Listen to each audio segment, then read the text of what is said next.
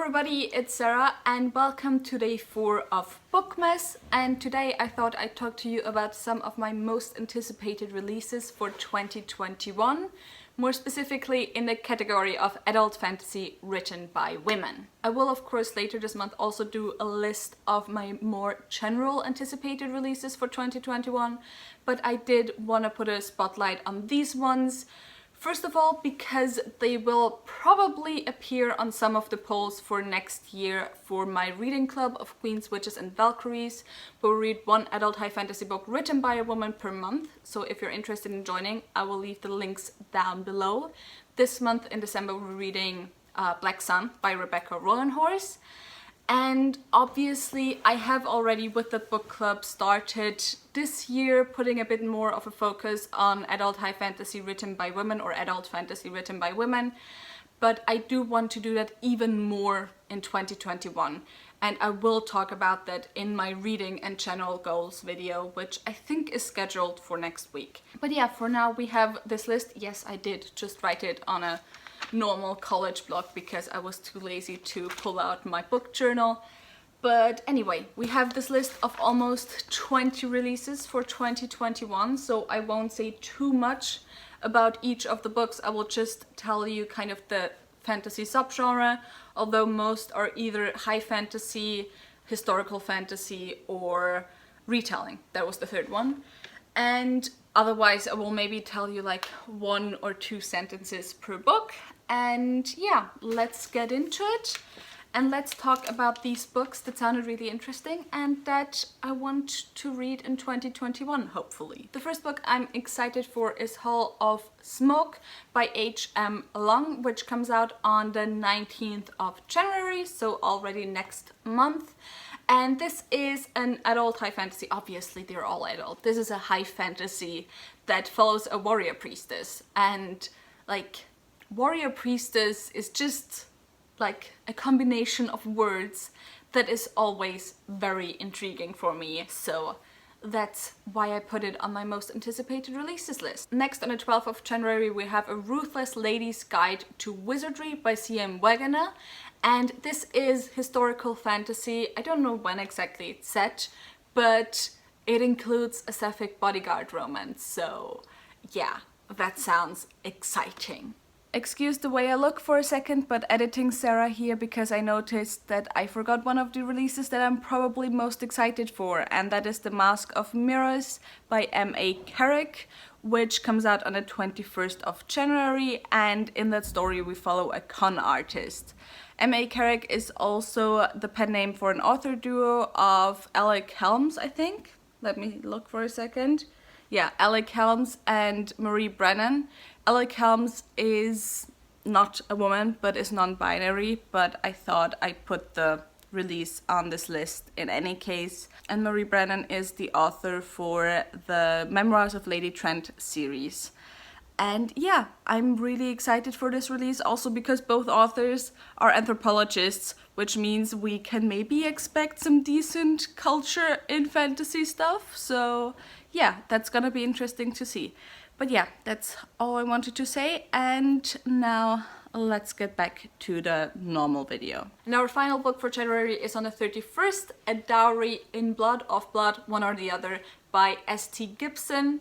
And this is a bisexual, polyamorous, Brides of Dracula retelling inspired historical fantasy thing, and oh my god, it sounds so exciting and I cannot wait for it. I literally cannot wait. Then next we're already at February, and there's 2 books coming out on the 9th. The first of those is The Witch's Heart by Genevieve Gornichech. This is a Norse mythology retelling following Angrboda, who used to be in Norse mythology one of the lovers of Loki, and she was the mother of 3 of his children, the Fenris wolf, the Midgard snake, as well as Hel. And so yeah, I'm just really excited for that. As some of you might know, most of you might know, I'm a big fan of Norse mythology.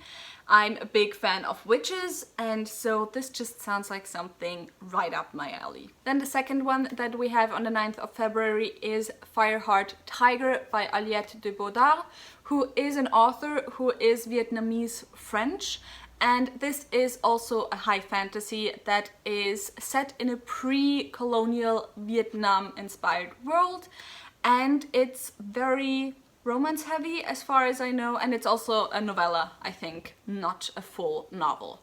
But yeah, just a lot of things that sound really interesting, and yeah, I don't know, I might be interested in getting back into high fantasy, especially adult high fantasy, that's not specifically fantasy romance, but that might be just like a little bit more romance heavy.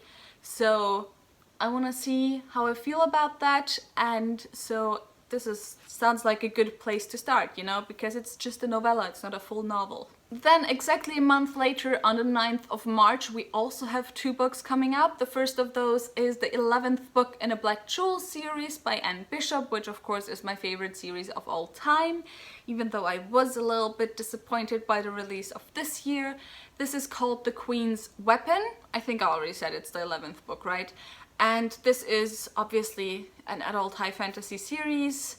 Just not that much to say because it's the 11th book, and the books now don't have that much to do anymore with the original series.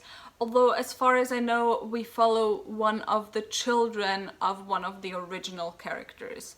I think, at least. So yeah, I'm excited for this, but my expectations have been dialed down a little bit after, again, not enjoying this year's release as much as I had hoped. Then also on the 9th we have The Bone Maker by Sarah Beth Durst. This is a standalone epic fantasy, and of course we don't get a lot of standalone in fantasy, so that's always exciting. And something that also sounds really exciting about this is that this includes both bone magic as well as aging warriors. And you know how I feel about aging warriors, and I think everyone loves blood and bone magic, you know? It's just like, there's something about that everyone loves. Then on the 23rd of March we have The Unbroken by C.L. Clarke, and first of all, I mean, Twitter went crazy when this cover was revealed, and for a good reason, because look at this gorgeous cover. This is of course an African-inspired fantasy, I think, and it sounds like a pretty typical adult epic high fantasy. So rebellions, some like intrigues, some aristocrats who maybe want to get rid of the king and stuff. So yeah, sounds pretty typical, but gotta be honest, the main reason is just I want this cover on my shelf so badly. Then moving on to April, on the 6th we have The Widow Queen by Elżbieta Czeresinska. I hope I pronounced that name correctly, but anyway, this is a translation, so this book has been like out for longer, but it's only this year being translated from Polish into English, and it is a historical fantasy that kind of is like Viking vibes, but also follows like an untold Polish widow queen, obviously, as the title suggests, and it sounds really interesting. And I don't know, apparently there seems to be like a really huge fantasy author community in Poland. I mean, I don't know if it's really huge. I just know that, you know, with Andrzej Sapkowski, he's gotten pretty huge internationally, and he is Polish. And I don't know, maybe because of that there's now more Polish works being translated because of the success of the Netflix show now and so on. But yeah, anyways, I'm excited for this one as well because, you know, I just do love my historical fantasy as well. And surprisingly enough, we don't get that many Viking-inspired fantasy. I don't know why though. I mean, I kind of have an assumption, but yeah, we're going to talk about that in another video. Then next, on the 13th of April, we have Malice by Heather Walter, which is a Sleeping Beauty retelling, but it's also apparently sapphic and enemies to lovers, which, you know, I'm a sucker for, although I have yet to read a book that I actually truly loved. You know, sometimes you just have these words that you really love and where you read books because of them, but then you don't end up liking the books all that much. But anyway, the marketing for this seemed to be very much geared towards YA, or this being marketed as YA. However, the author has said that it's adult. And so yeah, I guess I'll just read it and we'll see if it's once again a case of a woman being pushed into YA just because she's a woman, you know? 2 days later, on the 15th, we have Sister Song by Lucy Hounsom, and this is a historical fantasy set in a post-Roman Britain, and it follows some sisters.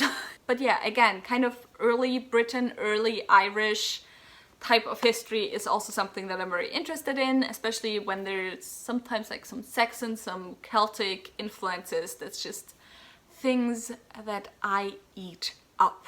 Moving on to May, we have 2 books that are published on the 4th. The first of those is the first kind of, not the first, actually the second sequel on this list, and that is The Dragons of Chinsayang.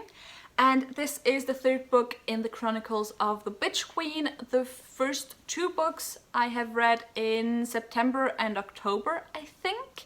And yeah, was like lukewarm on them, but I'm still excited to see where the sequel goes.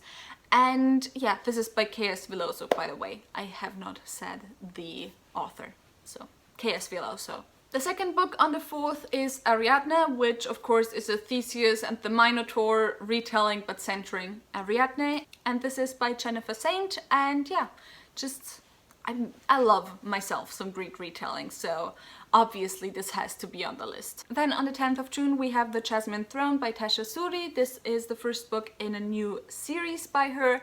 It is Indian inspired high fantasy, and it includes a princess and her maidservant on the run. So I'm also thinking some sapphic love in there maybe. I mean, I know that there's some LGBT in there, but I'm assuming that LGBT is these 2 characters, the princess and her maidservant, you know, falling in love.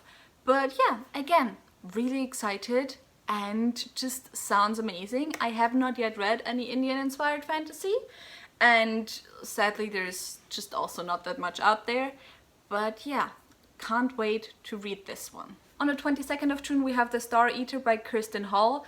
And honestly, the main thing that attracted me to this one is apparently we're following a cult of like ritualistic cannibals.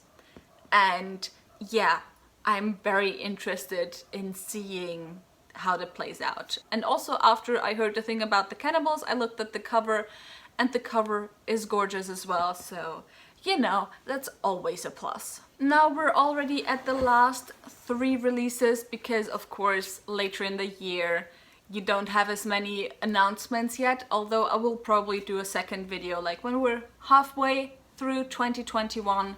I might look ahead again and see what else we get. But for now, later in the year on the 20th of July we have She Who Became the Sun by Shelley Parker Chan. And this is a historical fantasy retelling of Mulan, set obviously in ancient China. And I don't know, I love the Mulan story. It's basically the only story where I enjoy the Mulan trope, you know, of a girl dressing up as a boy or a woman dressing up as a man, however you want to see it. But apparently also this one includes some, you know, gender non-binary, gender queerness, like along those lines. I think that was it. So yeah, that's also always exciting because I just think the Mulan story really lends itself to kind of exploring kind of, you know, gender in fantasy, gender in stories and so on. So yeah, that's why I'm excited for this one. Then the last sequel on this list is The Bone Shard Emperor by Andrea Stewart. This is the sequel to The Bone Shard Daughter and the second book in the Drowning Empire series. I recently read the first book and I think my review of it actually will be up tomorrow. But this is kind of Asian inspired fantasy set in this world that's like all just little island states, not states, just little islands actually. And yeah, I enjoyed the first book, so of course I'm excited for the sequel. And then the last release is also for September, and that is Among Thieves by MJ Kuhn. And I gotta be honest, I mean, with like releases, new releases, it's even worse because obviously you haven't had that many people who have shelf books yet. But I think if there's high fantasy or fantasy by women, there's at least as many people automatically shelving those books as YA as there's people shelving those books as adult. So a lot of times it's really hard kind of to find out if a book is actually YA or not. And yeah, I have seen this on lists for adult releases though, so that's why I'm gonna put it on this list. I don't know exactly what it's about, but something about it must have interested me, otherwise I wouldn't have put it on this list. I think we're following a mercenary, and again, it's an adult high fantasy, or it's a high fantasy, and I'm excited to see if I'm gonna pick it up or not. But again, this one is still pretty far down the road, so we'll see. But that was all the anticipated releases I have so far as adult fantasy written by women goes. Tell me your most anticipated releases in that specific category in the comments down below. If you enjoyed this video, maybe think about giving me a thumbs up and also maybe subscribing. All the links to my social media as well, again, as my book club are in the description box below, so go and check those out, and I hope I'll see you soon. Bye!